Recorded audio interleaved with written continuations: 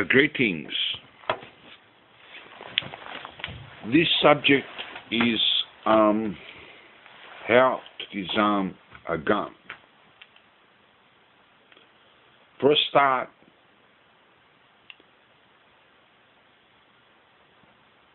people that carry guns, and if you ever face a situation where you are to be robbed, mugged, or killed, you don't stand much of a fighting chance against a gun. If you look at my previous video, I disarmed my brother, who's supposed to be a fake aggressor, a pretend aggressor, pretty easily. That's easy to do in training. Easy. Anyone can do it with a bit of training. But in actual real combat, it's pretty much different. For example, when I was the instructor there, instructing Con what to do, I said this, look at the video and you'll see what I'm talking about, because I'm not going to get into direct detail, but look at the video and you'll see.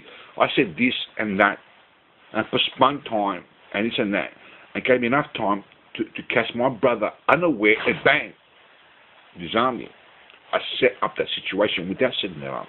I didn't actually set up the actual techniques or training or anything like that. We didn't have any training, but I set up the situation in the sense of causing my brother's alertness to be sleeping on the job. Okay? That can easily be done on training, because I'm the instructor and I instruct, Con do this, Con do that, or this is what we're going to do today.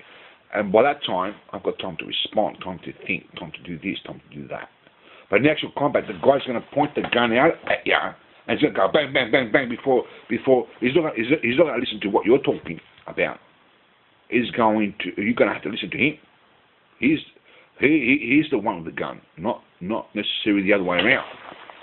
Okay, in a sense that he has to listen to the instructor. They won't listen to the instructor, the aggressors. A decent person that is disciplined will listen to the instructor. And even with a real gun, he ain't going to pull the trigger. He's not a murderer. But a murderer will pull the trigger. Unless he's chicken, he will pull the trigger. So your best defense against a gun is obviously, for the law enforcement agencies, the people that fight terrorism and that, is to disarm the person before he takes it out of his pocket or his socket or whatever. As soon as they spot the gun, as soon as they spot the knife or the weapon, to make an attack and disarm that person successfully. Because it takes some time for the person to take the gun and take an aim before he shoots. During this period of time, I'll do it slowly so you can see it. During that time, if you're faster, you can disarm the gun. Of course, it will happen much faster. So you've got to be alert and aware of the surroundings. The police and the army has to be alert of the surroundings. They have to see everything. They have to. The Greeks say that the eye has to be 24. In other words, in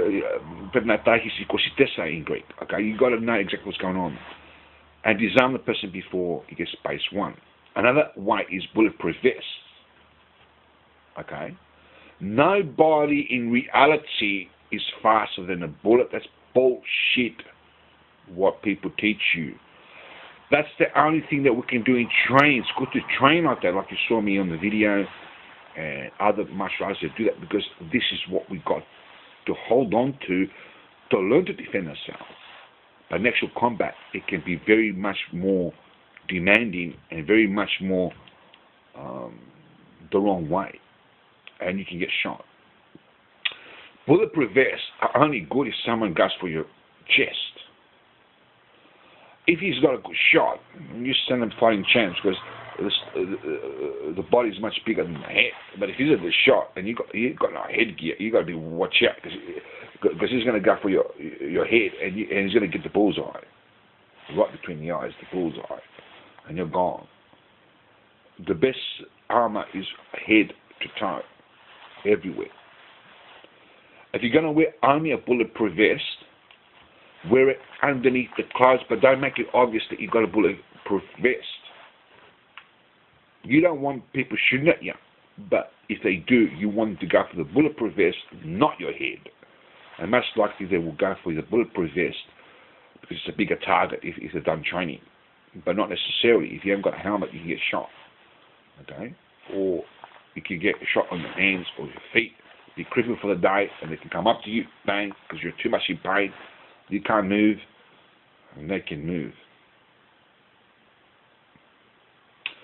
The best defense, not the best defense, but another best defense is have your book on the terrorists and have your book on the criminals and make an arrest. But don't make it obvious. Surround them or sneak up behind them like a fox sneaks up, or rather like an aborigine will sneak up on the fox and catch the cunning fox. The fox that cannot be shot easy can be caught very easily by sneaking up on them. I've stuck on a lot of foxes.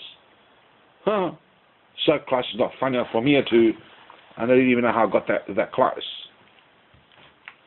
Because you learn to sneak up on foxes. In the same manner you sneak up on the aggressor, the murderer, and the rapist, and the terror attacker. Okay?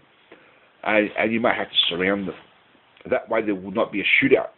If you stick up behind them and grab them and pin them to the ground, for example, this is one situation that may take place. Another situation could be different. They could turn around. Okay? You've got to be very cautious. Okay? And make an arrest. That way they have a fair trial in court. At the same time, you protect the public. No one gets shot.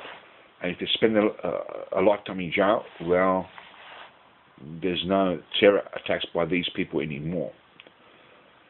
The better way is to convert them to Christianity. In the time of the Garden of Eden, we were created by Adam and Eve. That is at this present day. Our ancestors are Adam and Eve, who were created by God. That everybody is a family. We have lost our family members because they have turned to crime and against God and society and doing terror attacks. They're no longer our brothers and sisters. We want our brothers and sisters back. They got to become Christians and turn away from wrongdoing like terror attacks and crime. When they're converted to Christianity and they start doing the right thing from now on, there's less crooks or terrorists and more on our side, until they all become more on our side and there's no more crime or terrorism anymore and the problem solved. But for argument's sake, when we've got to defend, because at this present time there is the truth that there are terrorists and there are evil people, you sneak up on them or do something like catch them unaware, unalert in these type of situations while they are sleeping. Sneak up on them, open the door like Houdini so they don't hear the noise. That is if they've got security. If they've got security, it's going to be difficult. Get in and arrest them while they're sleeping. Okay? Don't do anything dangerous because it's very dangerous out there. But if you've got armor from head to toe, then you can confront them. But it may mean you may have to shoot them to stop them, or you may not have to do that because you've got bulletproof vest that can't shoot you, so you can just grab them. As long as the bullet doesn't go through the armor, I'm not sure how powerful the guns are these days, and some guns might be able to go through the armor. I don't know. You've got to talk to the authorities, the people that make these armor.